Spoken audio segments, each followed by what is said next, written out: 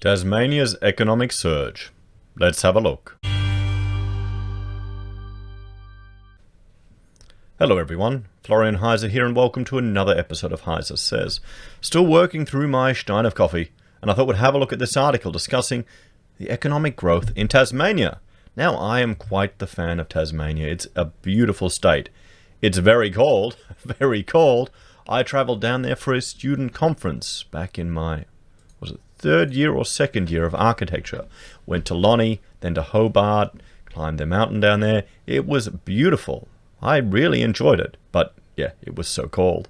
I then ended up working for a practice that was from Tasmania, that had their main office in Tasmania. So every now and then I'll have to fly down to Lonnie for business functions and meetings, and it was good. One thing that frustrated me was how cheap property was for the Tasmanians. You know, the workers there getting the same pay as me, but they could it was much easier for them to afford a house, quite a lovely house compared to Queensland. Sadly, that's no longer the case. Particularly in Hobart, it's shot up too. Their properties really climbed. Really climbed. The average price is pretty high now. Actually, we'll have a look at that. I'll bring that up over here. The average house price of Lonnie. Let's have a look to see what it is. We'll look at the Property Council data room. You get a whole lot of interesting property data there and economic data. If you're interested, we'll jump here to residential and just wait for that to load up and have a look at the median residential house value. And this is from April. We can see here Hobart is 500,000, just 40 grand below Brisbane. So yeah, it's shot up, guys. Maybe you can still get some bargains in Lonnie. It's still much more affordable compared to Sydney, and you know, Perth, Darwin, and Adelaide a little bit cheaper. But you know, $500,000 for a place in Hobart. You know, tell him he's joking. Go to the pool room. So let's have a look at the economic growth in Tasmania. I mean, how many people would do a green change to Tassie? Honestly, I wouldn't mind it. It's a beautiful state. The only thing is, now that because I did grow up in Victoria, now that I'm a soft Queenslander with our subtropical climate, 20 degrees is like freezing to me. It's like freezing. You know. So the Apple Isle takes the top spot for economic growth. The Commonwealth Bank report shows Tasmania has the best state economy in Australia. Well, good on you, Tassies. Tassie is set to be Australia's best state economy, with regular regional heavyweights tipped to slump as a result of the crippling effects brought on by the pandemic. A new quarterly survey issued by CommBank's Economics Division, CommSec, has ranked the Apple Isle as the highest for regional performance, knocking Victoria from the top spot, which has held the number one position for the last 8 quarters. Tassie's power rankings have been fueled by above normal population growth, increased consumer spending, improved job market, and strong demand for new housing. So is that people are moving to Tasmania? Are they moving to Tassie? We've got some viewers that that live in Tassie, investing in property, renting them out. I mean, maybe we should just sell up and go to Tassie. I should talk to Rachel. I don't think she'd like that. I don't think she likes being closer to family. CommSec Chief Economist Craig James said Tasmania's economic surge has been off the back of greater domestic tourism and the increased number of mainlanders seeking to move to the island for its relatively better affordability and livability standards. There you go. I mean, it's beautiful down there. It really is.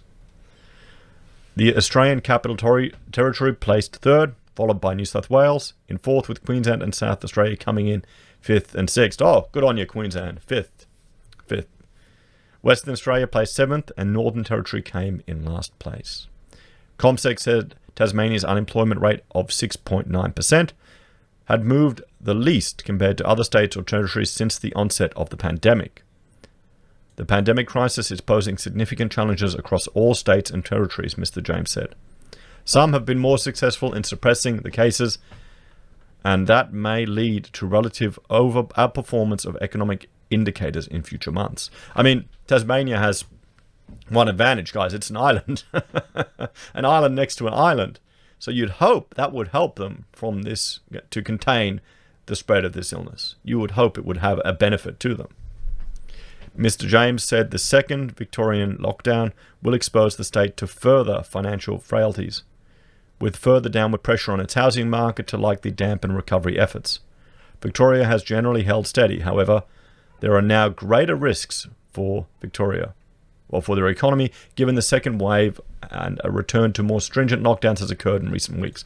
Well, yeah, Victoria's facing a challenging time. I mean, the lockdowns there are I think a lot of people, how many people do you think who are going through these lockdowns in Victoria will say, that's it, I've had enough. When I can, I'm getting out of here. I'll move to Tasmania, I'll move to Queensland, I'll go to New South Wales, I'll get out of here. Had enough of Dan, had enough of Victoria, I'm over it. Yeah. Mr. James also said prolonged domestic travel restrictions would impact states such as Tasmania and Queensland, which rely heavily on tourism. He also noted Queensland would face significant difficulties from ongoing foreign border closures, as a high proportion of its tourism market is made up of overseas visitors. Yeah, that's one of the issues that's going to affect us here in Queensland. International tourism. And, there's hopes it'll open up in January, but will it? Will it? CommSec's report highlighted improving conditions within the Chinese economy will bolster recovery within the mining and resource sectors, likely to provide financial reprieve for both Western Australia and Queensland. The ACT, New South Wales and Victoria are likely to see further downward pressure in the rankings as falling housing demand and population growth will impact the respective state economies. Further reports will prove valuable as we track how each state and territory navigates the crisis, especially the recovery phase, Mr. James said. Infrastructure spending will be vital in generating economic momentum. Tasmania topped 4 of CommSec's indicators, which include retail spending, equipment investment, unemployment and population growth, while Victoria ranked first for overall economic growth and construction work.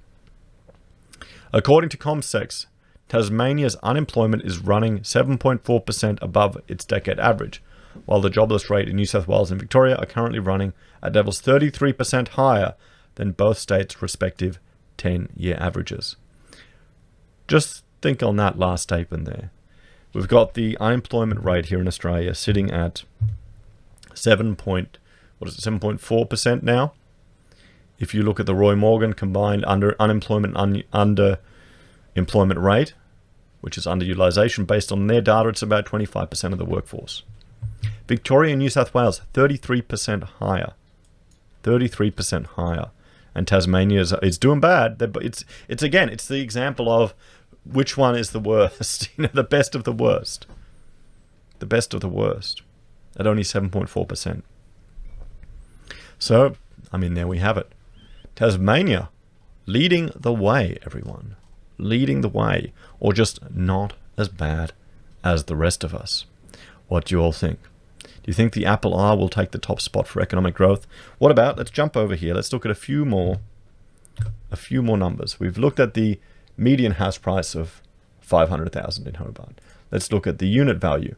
It's higher than Brisbane, everyone. It's higher than Brisbane at $405,000. We're at $390,000. And then Perth. So there you go. Perth at $370,000, Adelaide at $339,000, and Darwin at $295,000. Higher than Brisbane. That surprises me. That surprises me. And we'll have to see if, this data's from April. We'll have to see how it goes with more of the student accommodation in Hobart, if it floods the market and affects the unit prices. House rent in Hobart. Look at that. It's fourth in the country from the big cities. It's above the weighted average, $470. $470. Below Darwin at $480.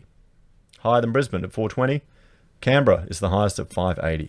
So, there you go. Let's look at unit rents in Hobart, and it is below the weighted average, which is $457. Hobart is at $410, so it's not looking too bad. Not looking too bad compared to some of the other cities. But, I wouldn't expect Hobart to be so high, so it just shows you how high property has spiked up there. What do you all think, guys? Are you rushing to move to the Apple Isle? Would you like to live in Tasmania, or you just couldn't handle the cold? As always, let me know your thoughts and opinions in the comments below. Please like, share, and subscribe to the channel. If you're a fan and want to support the content I create here, there are a few ways you can. You can join the channel on YouTube or Patreon.